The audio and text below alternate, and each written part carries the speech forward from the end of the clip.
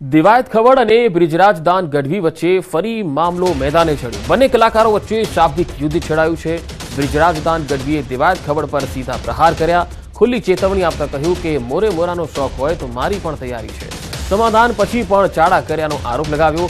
જે બાદ હવે દિવાયત ખવડની ફરી પ્રતિક્રિયા સામે આવી, જેમાં વળતો જવાબ આપતા તેમણે કહ્યું કે મારે એડ્રેસ છુપાવવાની જરૂર નથી। ઇસ્કોન આંબલી રોડ પર મારી ઓફિસ છે। તું એવી કોઈ મોટી તોપ નથી કે મારે 50 લોકોને સમાધાન માટે બોલાવવા પડે। સમાધાન પછી સ્થિર પાણીમાં કાંકરીનો ઘા તે કર્યો છે। એમણે એમ કીધું કે સોનલમાના મંદિરે સમાધાન થયા પછી સોનલમાનો એને માન ન રાખ્યું, સમાધાનનું માન ન રાખ્યું। તો પહેલી વાત એક કહી કરી દઉં કે 2 વર્ષની વાતને વીતી ગયા છે।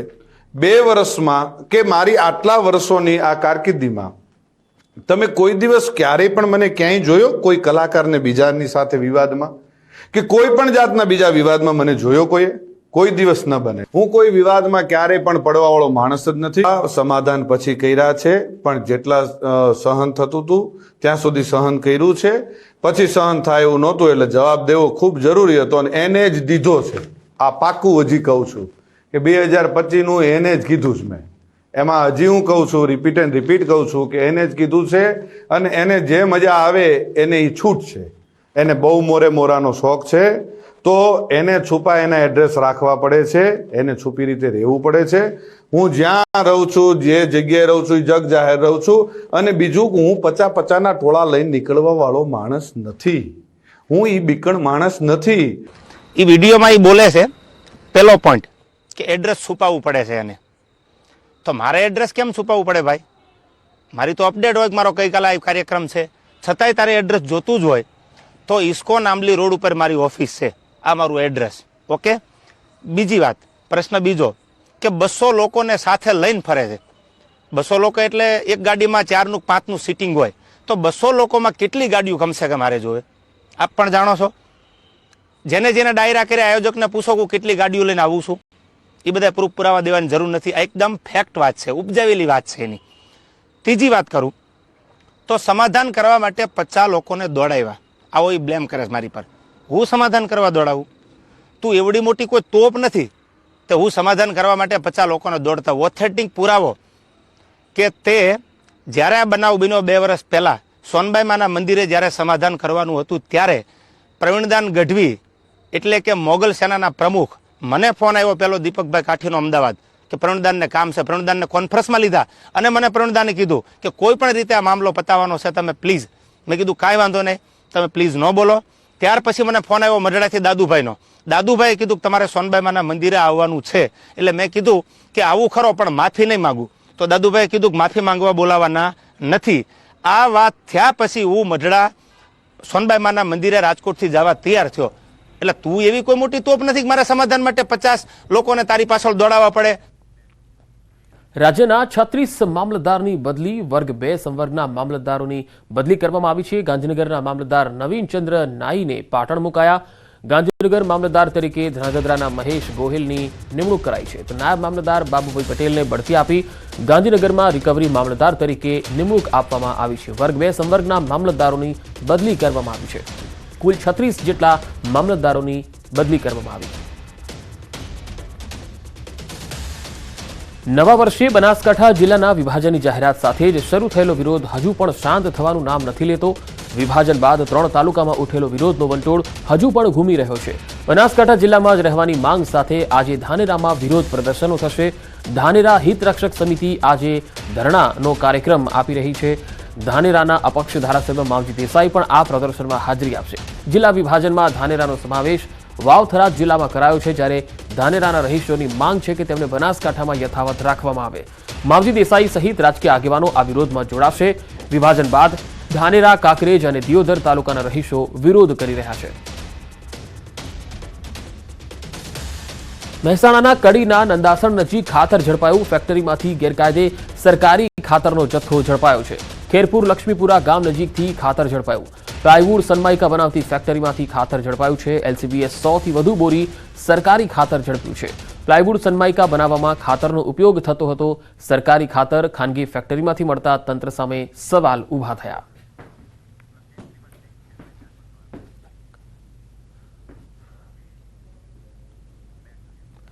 અને હવે વાત કરીશું 4 પગના આતંકથી.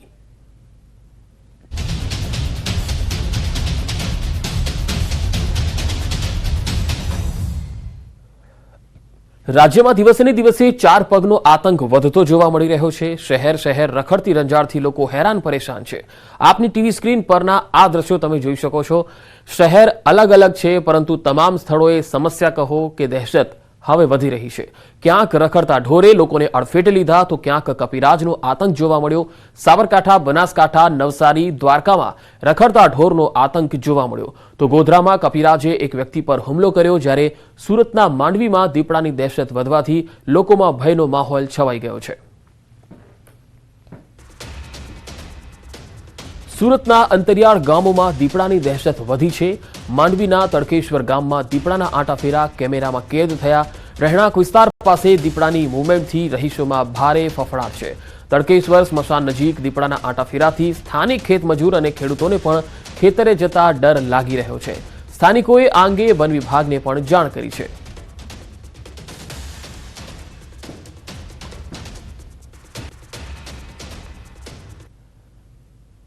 તો આ તરફ ગીર સોમનાથના કોડીનારને અડીને આવેલા દુદાણા ગામમાં સિંહ પરિવારના ધામા જોવા મળ્યા. સિંહ પરિવારના ધામાને કારણે શ્વાન અને અન્ય રખડતા પશુઓમાં દોડધામ મચી ગઈ. કોડીનાર શહેરને અડીને આવેલા દુદાણા ગામ નર અને માદા સિંહની સાથે 2 સિંહ બાળ ગામમાં ઘૂસી ગયા હતા. સિંહ પરિવારે પણ શ્વાન પાછળ દોટ લગાવી હતી. આ આખી ઘટના સીસીટીવીમાં કેદ થઈ છે.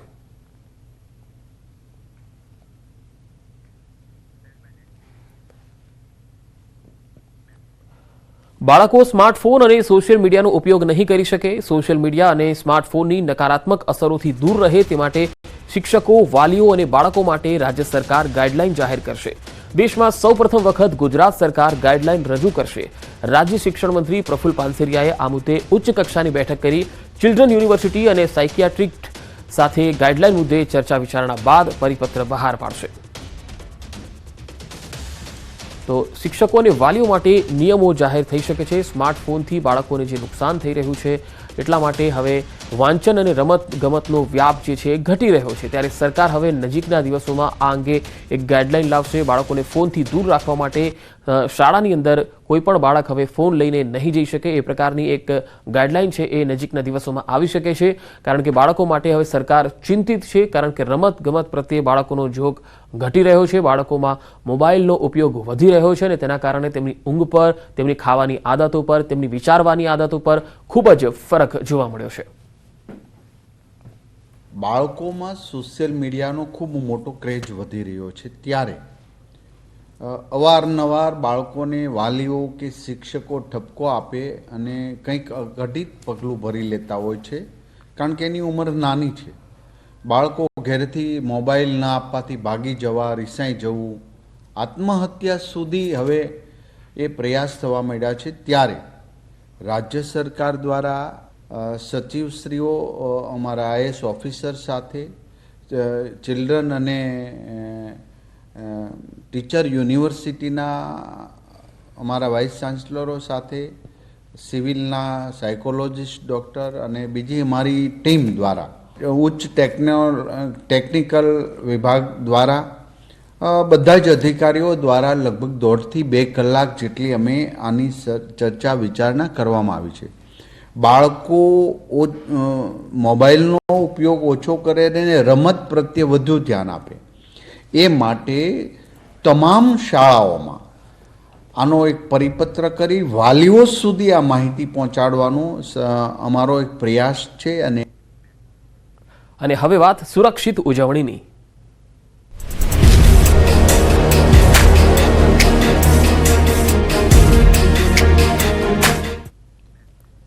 વાલીઓ તહેવારોમાં તમારા બાળકોનું ખાસ ધ્યાન રાખજો, કારણ કે દાહોદનો કિસ્સો તમામ વાલીઓ માટે ચેતવણી રૂપ છે. 5 વર્ષનો બાળક સિસોટી ગળી ગયો. આ સિસોટી શ્વાસ નળીમાં ફસાઈ ગઈ અને શ્વાસ લેવામાં તકલીફ પડી. બાળકને તાત્કાલિક વડોદરાની હોસ્પિટલમાં ખસેડાયો. સયાજી હોસ્પિટલમાં બાળકની સફળ સર્જરી થઈ. ભારે જહેમત બાદ તબીબોની ટીમે આ શ્વાસ નળીમાંથી ફસાયેલી સિસોટી બહાર કાઢી હતી. ઉત્તરાયણના તહેવારોમાં સિસોટી મોટા બ્યુગલથી અવાજ કરવાનો ક્રેઝ હોય છે, ત્યારે ક્યાંક નાના બાળકો માટે આ સિસોટી જોખમરૂપ પણ બની શકે છે. તો બાળક સિસોટી ગળી ગયો અને શ્વાસ લેવામાં તકલીફ થઈ. આખરે આ બાળકની સર્જરી વડોદરાની હોસ્પિટલમાં કરવામાં આવી. આ બાળકની ઉંમર 5 વર્ષની છે. ઉત્તરાયણ જ્યારે નજીક આવી રહી છે ત્યારે નાના બાળકો આ પ્રકારની વસ્તુઓ જે છે એ જોતા હોય છે, એમાં ક્રેઝ હોય છે, કારણ કે સિસોટી વગાડવાની વાત હોય કે બ્યુગલ ફૂંકવાની વાત હોય અને નાના બાળકોને તેમાં મજા આવતી હોય છે. પરંતુ માતા પિતા એ ધ્યાન રાખે કે નાનું બાળક જ્યારે ઘરમાં હોય ત્યારે આ પ્રકારની વસ્તુઓ તેમનાથી દૂર રાખવી, તેમને ઉપયોગ કરવા માટે ન આપવી જોઈએ. હમણાં જ આપણે એક ઉદાહરણ જોયું હતું કે જેમાં એક ઘટના એવી પણ બની હતી કે જેમાં એક નાનું 11 વર્ષનો જે બાળક હતો અને એ જ્યારે પતંગ ચગાવતી વખતે એ હાઈ ટેન્શન વાયરને એની પતંગની દોરી અડી ગઈ અને પતંગ ત્યાં ફસાઈ ગઈ અને એ બાળક જે છે ત્યાં જ સ્થળ પર મૃત્યુ પામ્યો હતો. અહીંયા પણ વાલીની એક ગંભીર બેદરકારી દેખાઈ રહી છે, કારણ કે એવા કોઈ પણ એરિયામાં જ્યાં તમે રહો છો ત્યાં આસપાસમાં જો વીજ થાંભલા હોય તો ત્યાંથી પણ બાળકને દૂર રાખવું જોઈએ, પતંગ ચગાવવા ન દેવી જોઈએ. પતંગ ચગાવવા માટે ખુલ્લું મેદાન અથવા ખુલ્લું આકાશ હોય એ ખૂબ જરૂરી છે, નહીં તો વીજ થાંભલાને જો પતંગ અડી જાય તો નુકસાન પણ થઈ શકે છે. અત્યારનું જે આ ઉદાહરણ તમે જોઈ રહ્યા છો એ દાહોદ, તમામ વાલીઓ માટે આ દાહોદનો કિસ્સો લાલબત્તી સમાન છે. તહેવારની મજા ક્યાંક સજા ન બની જાય. સુરતમાં પતંગના કારણે બાળકને મોત મળ્યું. જી હા, સચિન જીઆઈડીસીમાં પતંગ ચગાવતા બાળકનું કરંટ લાગવાથી મૃત્યુ થયું. કૃષ્ણનગરમાં 13 વર્ષીય બાળક ધાબા પર પતંગ ચગાવતો હતો ત્યારે હાઈ ટેન્શન લાઇનમાં પતંગની દોરી આવી જતા ધડાકો થયો. બાળક ગંભીર રીતે દાઝી જતા હોસ્પિટલ ખસેડાયો, જ્યાં ટૂંકી સારવાર બાદ બાળકનું મોત નીપજ્યું.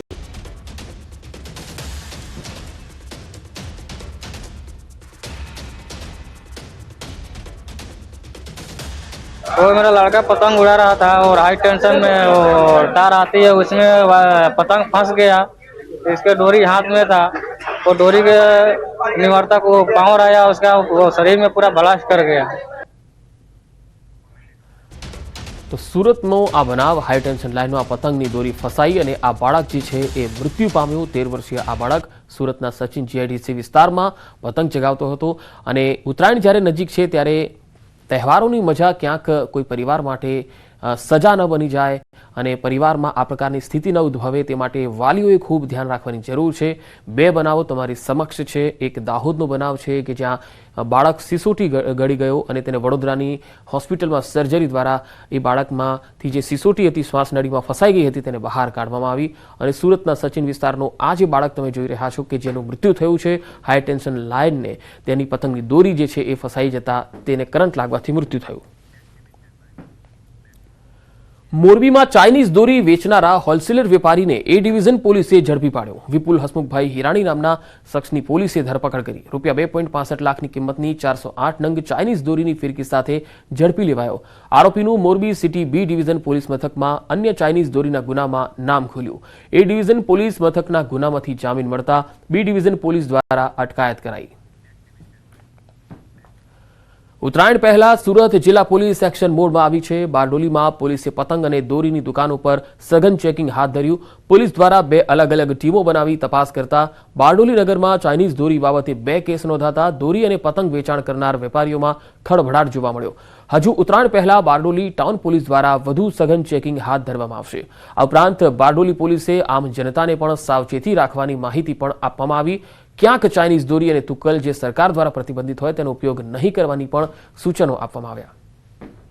ઉત્તરાયણના તહેવાર નિમિત્તે બારડોલી ટાઉન વિસ્તારમાં અલગ અલગ સ્ટોલો તથા છૂટક જે પતંગના દોરીના વેચાણ કરતા વેપારીઓ છે એમના ત્યાં તપાસ હાથ ધરવામાં આવી છે. જેમાં ચાઇનીઝ દોરી કે ચાઇનીઝ ટુકલનું વેચાણ કરતા હોય કોઈ તો એ પ્રતિબંધિત વસ્તુઓ વેચાણ થતી હોય એના વિરુદ્ધ કાયદેસર કાર્યવાહી હાથ ધરવામાં આવી છે. આજ રોજ એવા 2 કેસો શોધી કાઢી એમની વિરુદ્ધ ગુનો દાખલ કરવામાં આવ્યો છે.